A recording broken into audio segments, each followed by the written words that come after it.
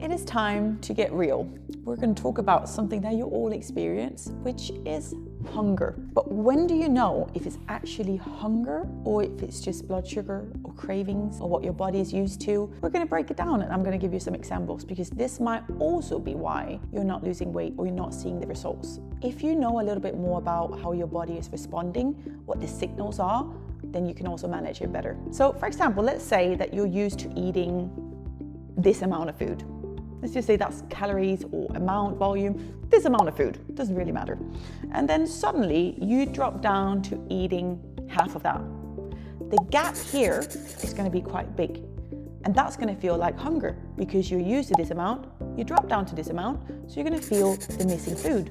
Now, that doesn't mean that you need that extra, it just means that your body needs some time to adjust to the new amount of food that you're eating.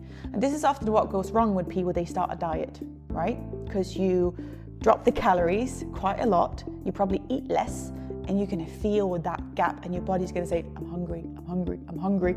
But in reality, you just need a week or two to settle on that amount of food and then you're going to be absolutely fine.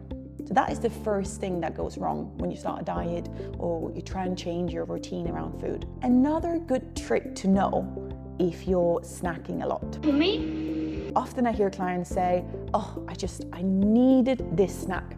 I really needed this chocolate. I was starving, really needed this cereal. I really needed this banana. I really needed it. My body was just screaming for it. And don't get me wrong, I understand this feeling. I know how it feels, but it might not be hunger. I always say this to my clients. Ask yourself in that moment, could you eat a plate of vegetables right now? Hell no! Think about it. If the answer is no, then that's not hunger.